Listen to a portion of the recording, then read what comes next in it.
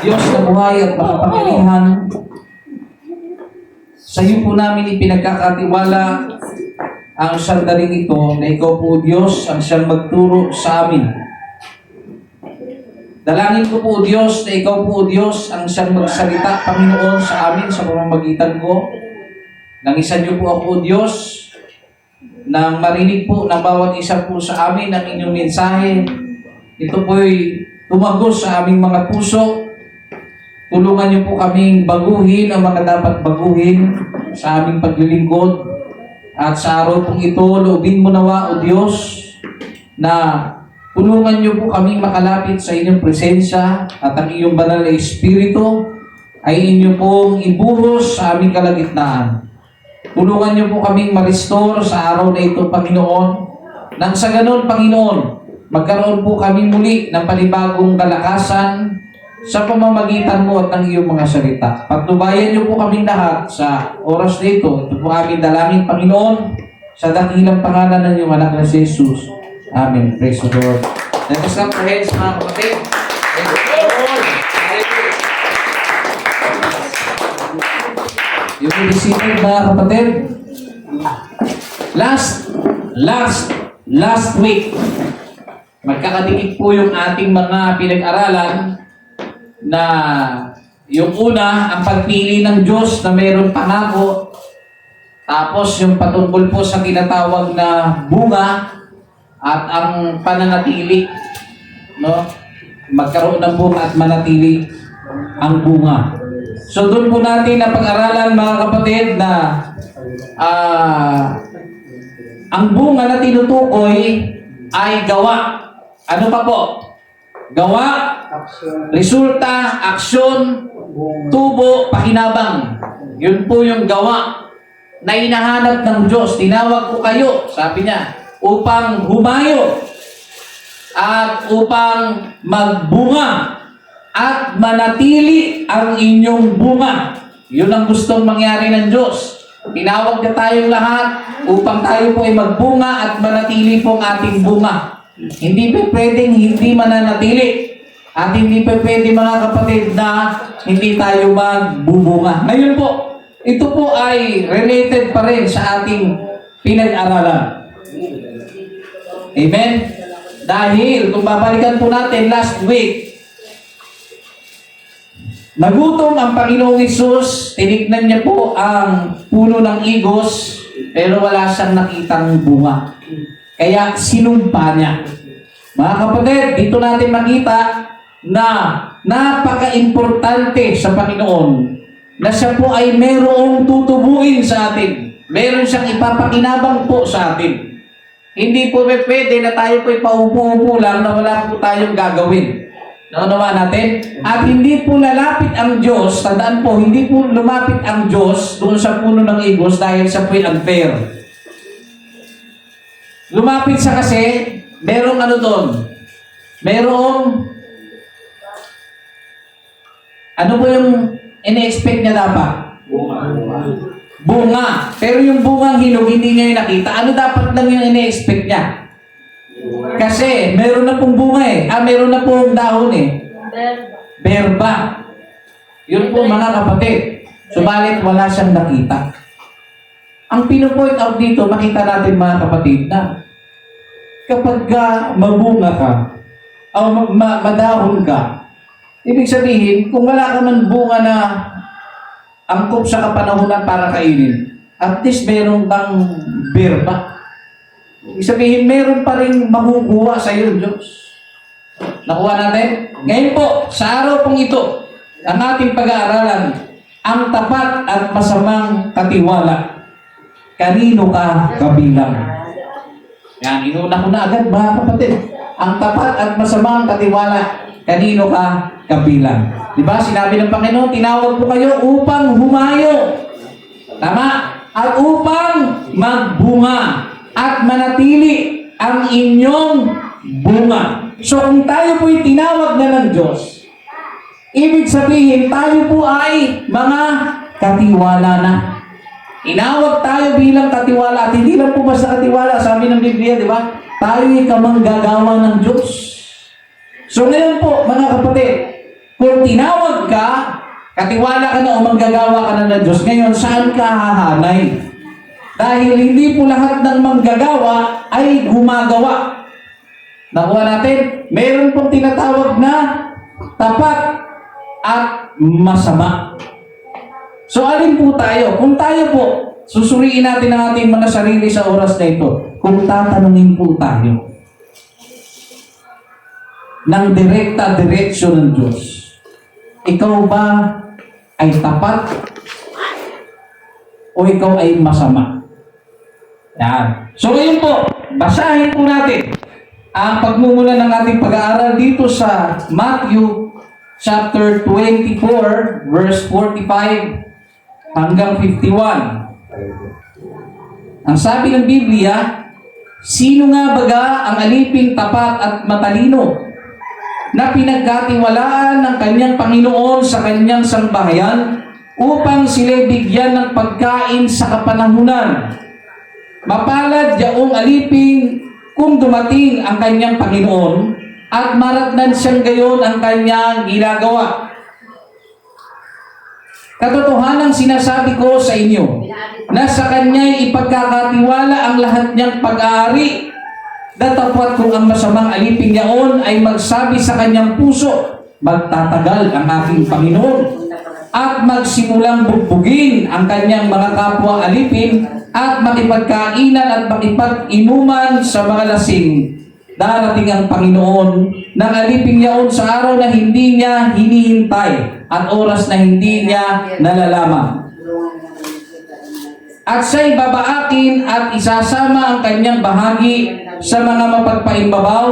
Doon na nga ang pagtangis at pagngangalit ng mga ngipin. Yan. So ito po mga kapatid, ang ating pag-aaralan sa oras na ito. Dito ko po kukunin ang ating pag-aaralan. Ngayon po mga kapatid, meron po tayo rito mga tanong, ilang katanungan na sasagutin. Unang tanong mga kapatid, ano ang mga naging problema ng masamang alipin? Pangalawa, ano ang mga naging hamon sa talata? Ikatlo, ano ang solusyon? Ikaapat, mga matututunan sa talata. Ngayon po mga kapatid, dito po sa ating pinag-aaralan o pinag-aralan, sabi dyan, sino nga baga ang aliping tapat at matalino? Ngayon po mga kapatid, ang naging problema po dito, kung mapansin po ninyo, basahin po natin ang verse 48. Sabi dyan, datapwat kung ang masamang aliping yaon ay magsabi sa kanyang puso, magtatagal ang aking Panginoon. So, ang naging problema niya rito mga kapatid, ay tinatawag na maling akala sa pagdating ng kanyang amo. Okay? May sulat ba? Ayan po. Maling akala. So, ang kanyang pong trabaho, mga kapatid, ay magpakain. Yun po yung kanyang trabaho, pakainin ng mga kamanggagawa niya at siya po yung namamahala ng ari-arian, mga kapatid, ng kanyang amo. So, ang naging problema niya po, mga kapatid, dito ay ang maling akala sa pagdating ng kanyang amo. Na ang akala niya, matatagalan pa ang kanyang amo. Yan. So, ano pong paliwanag dito? Sabi dito, naging kampante, akala niya magtatagal pa, kaya nagpabaya. Ano po mga kapatid ang tinitignan nito o tinuturo nito sa atin? Tayo po, in reality, bilang mga kamanggagawa po ng ating Panginoon, hindi po ba, kapag ang isang tao na naglilingkod ay hindi niya po nilalagay sa isipan niya na ang pagdating ng Panginoon ay dadating siya sa panahon hindi niya alam. Parehas lang ito mga kapatid. Dahil hindi mo alam ang pagdating ng Panginoon, nagiging katulad din po tayo nito, ng taong ito mga kapatid, ng aliping ito o ng masamang katiwala na ito mga kapatid. Dahil hindi natin alam kung kailan dadating ang Panginoon. Kaya marami sa atin, pagdating po sa paglilingkod, hindi maayos. Ganyan nga po katalino ang Diyos mga kapatid, kung mapansin po ninyo. Kung ang Panginoon ay nagsalita sa propesya na sa year 2030, January 31, dadating ako. Aba, mga kapatid, dahil 2030 pa pala, at January 31 pa pala, hindi mo na ako maglilingkod. Magpapakasaya muna ako. Ganyan katalino ang Diyos. Hindi niya sinabi kung kailan talaga ang eksaktong pagdating niya. Hindi niya sinabi kung kailan ang eksaktong petsa, araw at taon. Maging ang oras din, mga kapatid. Hindi niya po sinabi yun. Nang sa ganun, mga kapatid, makita kung sino po talaga ang mabuting katiwala. Sino po talaga ang mabuting lingkod ng ating Panginoon. Diba? Sa atin lang sa school o sa trabaho alam natin ang oras kung hanggang kailan. Halimbawa, sa trabaho, alas 8 po ba ang start? Alas 8? So, madaling-madali ka na. Dahil alam mo na alas 8, meron kang nakikita meron kang nalalaman na kapag hindi ka umabot, magkakaproblema ka. Pero sa Panginoon hindi. Lahat po tayo, na nalaman natin bilang mananampalataya, darating siya sa oras na hindi po natin alam. So wag po tayong magkaroon ng maling akala na hindi pa naman dadating ang Diyos. Kaya, dito muna ako. So ngayon, mga kapatid, na nangyayari, pagka tayo po may maling akala, damay po pati yung ating tungkulin. Nagpapabaya na po tayo sa ating mga tungkulin sa Diyos. Okay? Nasa ministry ka man o wala sa ministry, lahat po tayo ay may tungkulin sa Panginoon. Sabi nga ng kanta, walang sino man ang nabubuhay para sa sarili lamang. Walang sino man ang namamatay para sa sarili lamang. Amen. Ano pong punto, mga kapatid? Bawat isa po sa atin, may pananagutan po tayo sa bawat isa sa atin. Sa ating mga magulang, kaibigan, mga kakilala. So tayo po bilang mga anak ng Diyos at pinagkalooban ng kaligtasan, kailangan po natin kumilos bilang mabuting manggagawa. Kailangan po natin gumawa, mga kapatid, ng mga bagay na naaayon po sa kalooban ng ating Panginoon. Pangalawa po na naging problema ng masamang alipin, mga kapatid, ay yung tinatawag na katamaran sa tungkulin.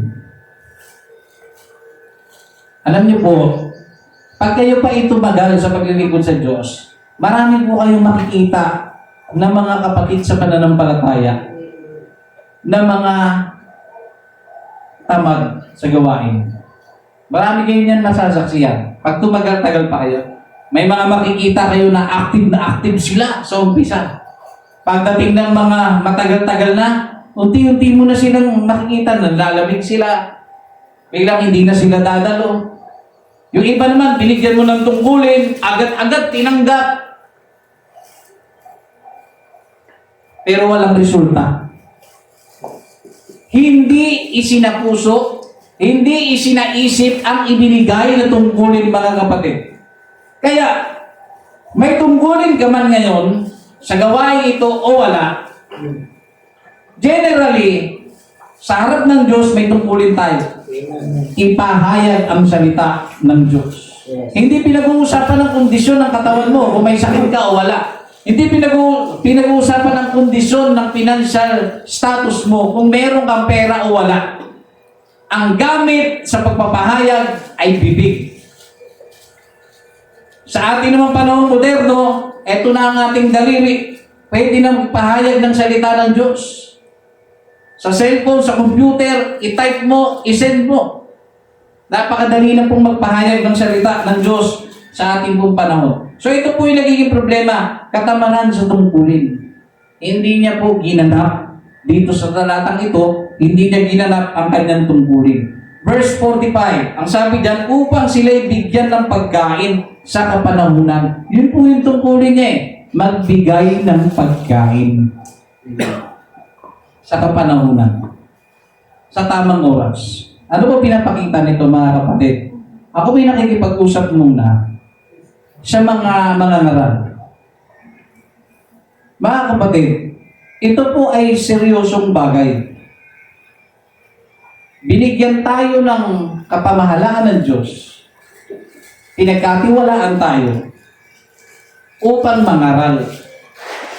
Hindi po pag-uusapan dito kung bad mood o good mood ka. Nasa kapanahunan ka o wala ka sa kapanahunan. Sabi nga ng Biblia, ipangaral mo salita ng Diyos, napapanahon man o hindi. Ano man ang status, kalagayan mo sa buhay, kailangan mo ipangaral. Hindi pa pwede mangaral ka dahil maayos ang mood mo. Hindi pa pwede ganun mga kapatid. Binigyan po tayo ng kapamalaan para magpakain. Ano po yan? Salita ng Diyos, Matthew chapter 4 verse 4. Hindi lamang sa tinapay nabubuhay ang tao, kundi sa bawat salitang namumutawi sa bibig ng Diyos. Kaya bilang mga mangangaral, mga kapatid, hindi pa pwede na ganun-ganunin mo lang ang Bible, tapos pagturo mo, ito na ang ipipreach ko, mga kapatid, tandaan niyo po. Ang pagkain na hindi pinaghandaan at basta na lamang niluto, hindi po masarap. Kaya bilang mangangaral, mga kapatid, kailangan pinag-aaralan po, pinaghahandaan po. Hindi ka aasa sa iyong sariling katalinuhan.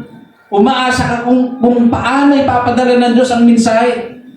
Hindi ikaw yung nag-iisip para sa sarili mo. Kundi, binabantayan mo kung saan dadaan ang mensahe ng Diyos. Minsan, nagdadrive ka, biglang may mangungusap sa'yo. Biglang mayroong papasok na bersikulo sa'yo.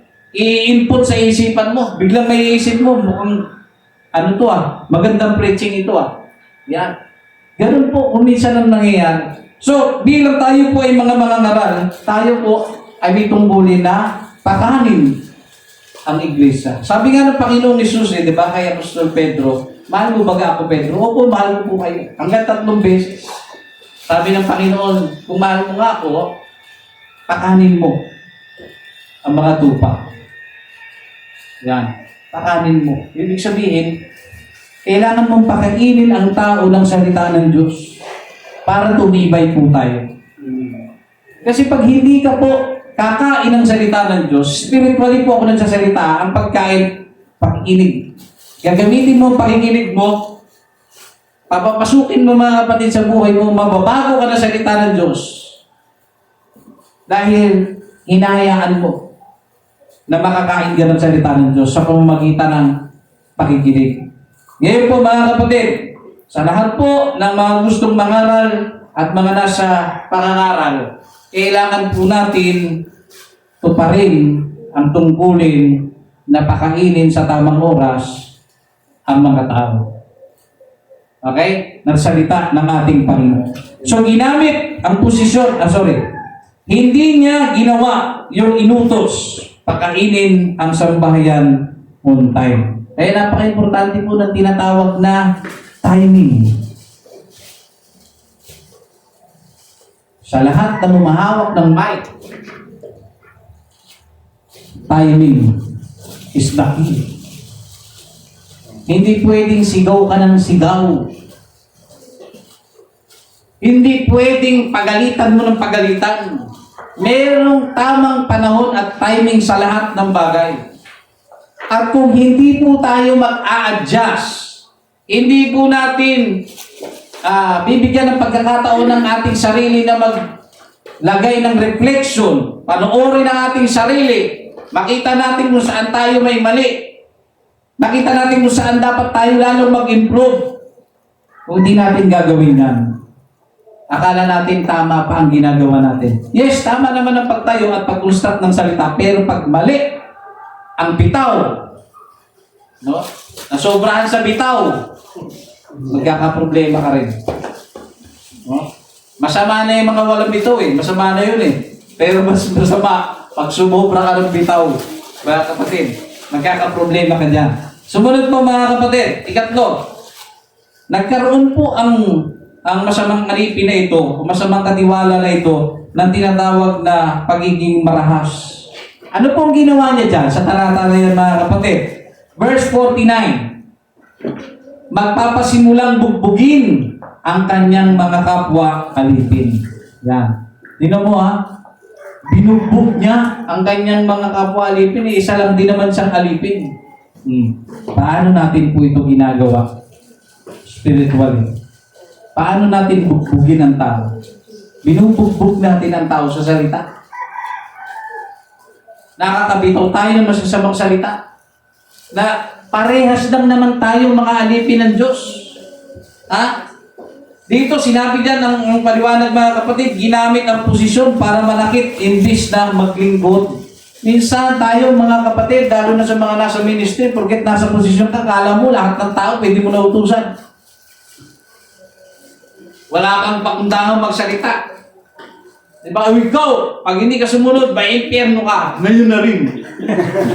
Mga kapatid, hindi ka makakarating sa langit. Tandaan mo yan, 25. Yan. Mga kapatid, hindi po pwede mga kapatid na tayo po ay nananakit ng kapwa nating alipin. Mga alipin lang din tayo ng Diyos, mga kapatid.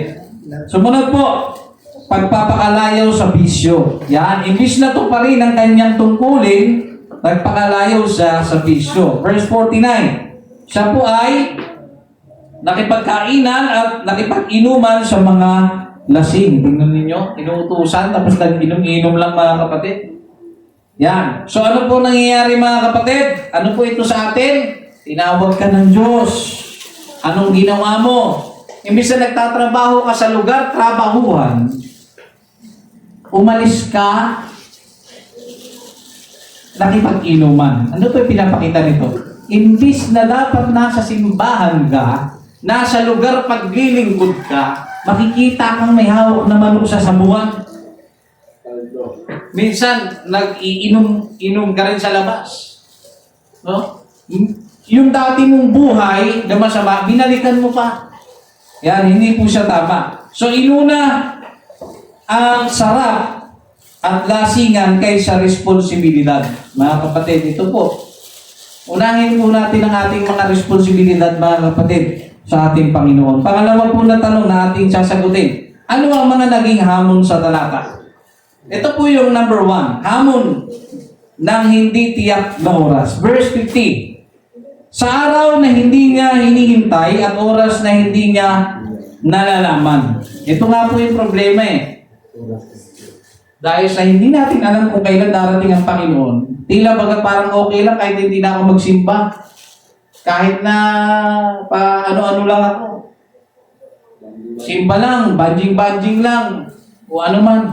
Hindi po siya tama. Hamon, paano kung manatiling tapat? Paano ka mananatiling tapat kung walang sinabi kung kailan babalik si Jesus? Ito po yung hamon eh. Paano natin mapapanatili ang pagiging tapat natin sa Diyos kung hindi naman po natin alam kung kailan babalik si Jesus?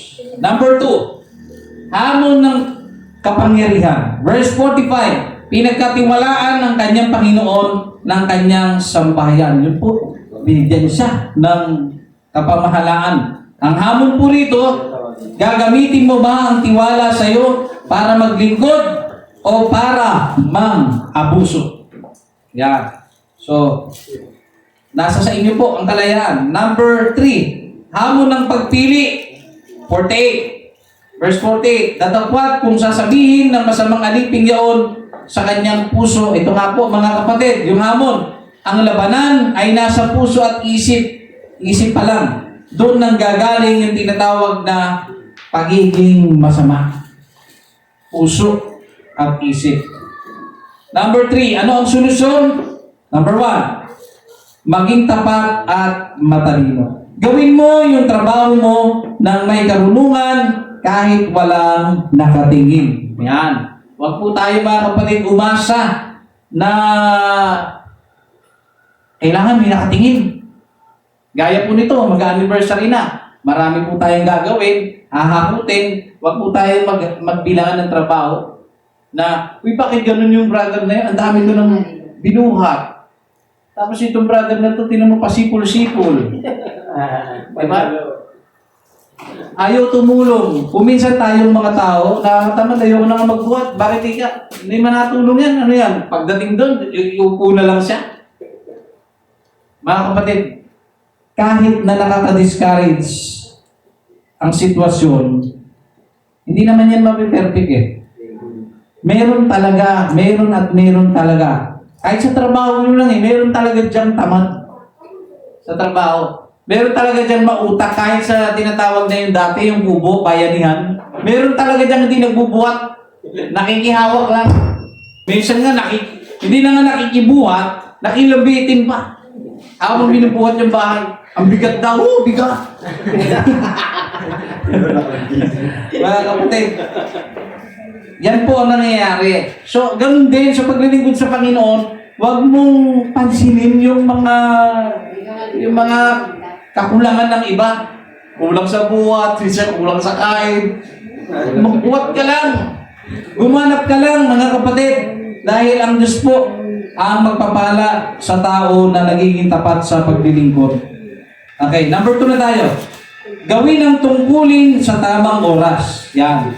Tungkulin sa tamang oras. Ang basihan ng pagpapala, maabutan kang nagtatrabaho pagbalik ng Panginoon. Kayo man po, mga kapatid, ito po kayo man po, magpagawa kayo ng bahay. Tapos pakyawan daw ika. O binayaran mo na. Tapos, isang linggo binalikan mo. Wala pang hinuhukay. Tapos nakalambitin lang doon sa may puno. Pag ganun-ganun, pasipol-sipol. Boss, ba't hindi pa kayo nagsisimula? Di ba hanggang 30 days naman to? Hintay-hintay ka lang. Kahit sabihin mo, bayad na yun, mga kapatid. At mayroon pong deadline. Pag nakita mo walang sinimulan, madidismaya kayo.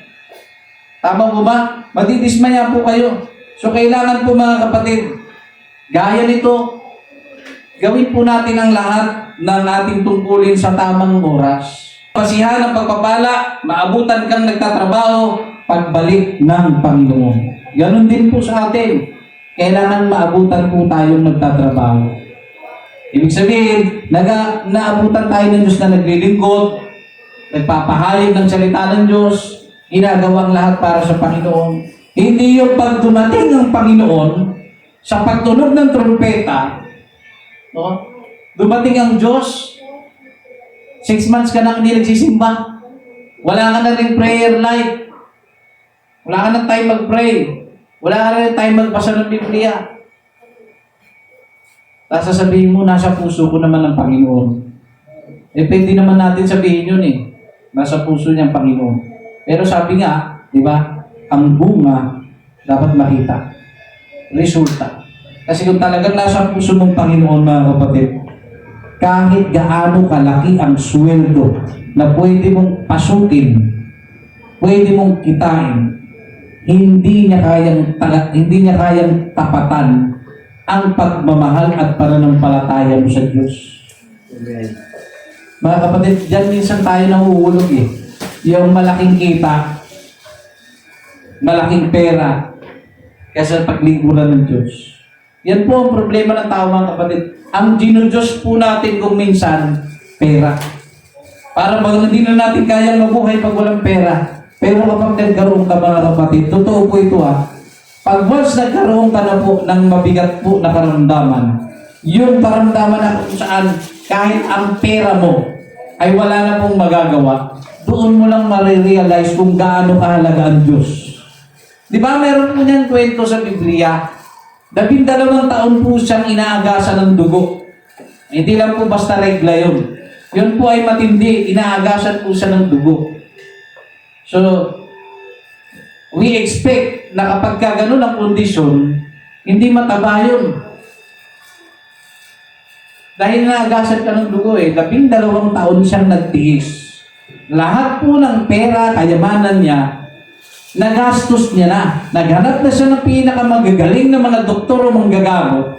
No? Lahat ng possession niya na ibenta niya na para lang magpagamot pero wala pong nakapagpagaling sa kanya. At dumating ang isang pagkakataon na balitaan niya, nakita niya na si Jesus, mga kapatid, ay dadaan. Anong sabi niya? Sa kanyang sarili, loob-loob niya. Mahawakan ko lang ang laylayan ng damit ng Panginoon, gagaling ako.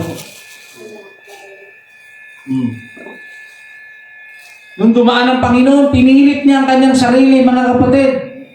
Nahawakan niya hanggang nahawakan niya. At, sabi ng Biblia, agad-agad, huminto ang pagdurugo, yung pag-agas ng dugo, mga kapatid, sa kanya. Huminto.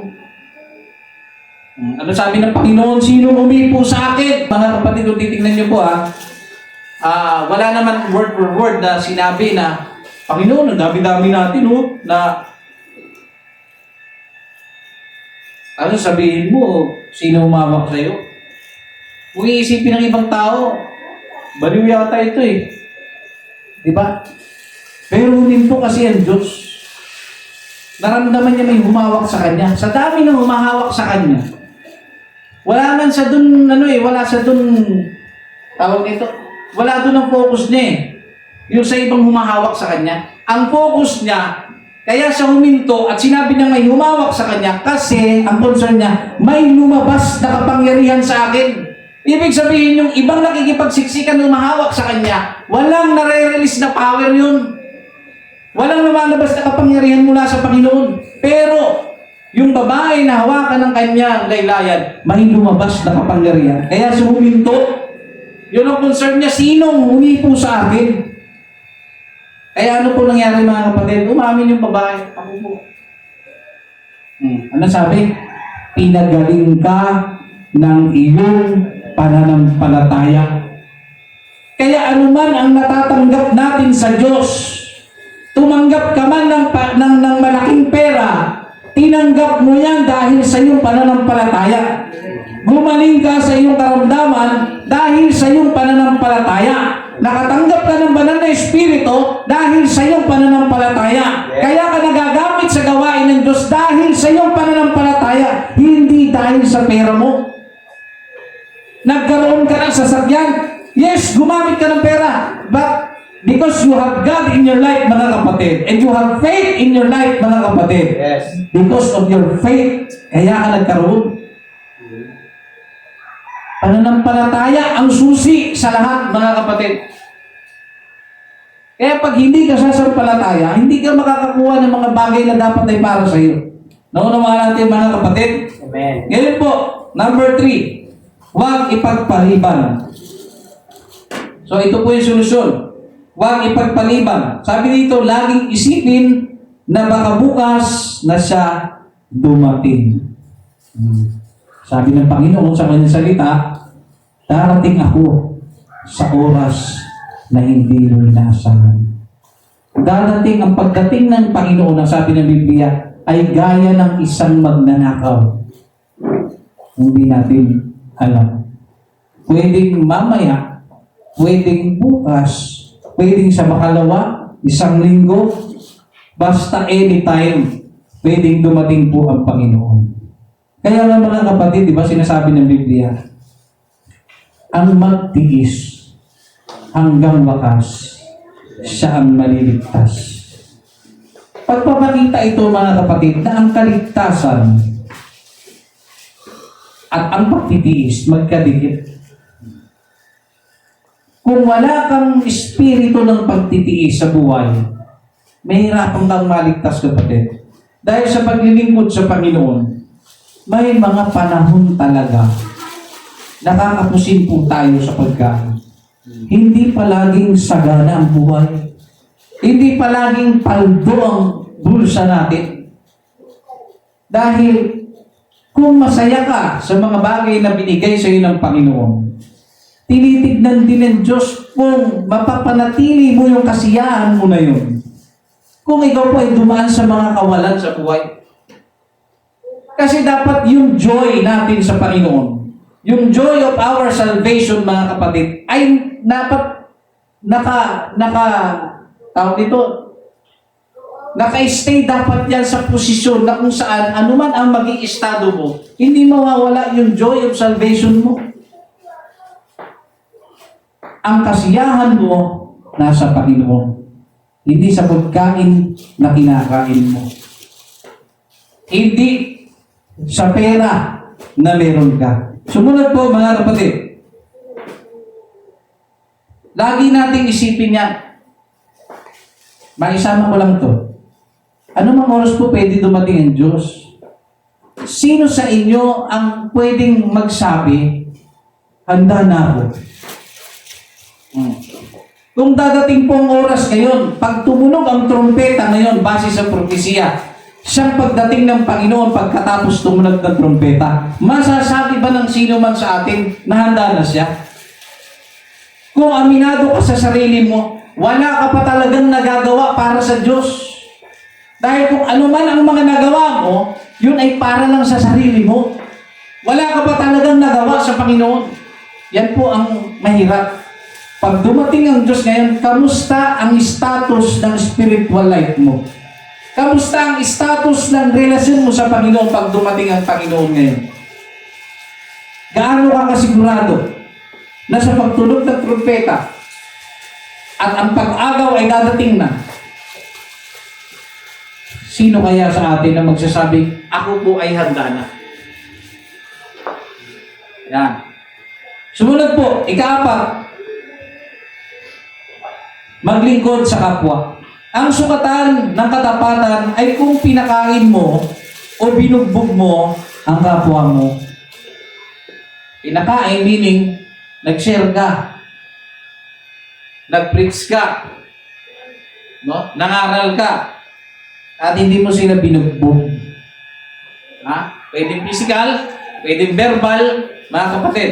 So kailangan po, mga kapatid, maglingkod po tayo sa ating kapwa.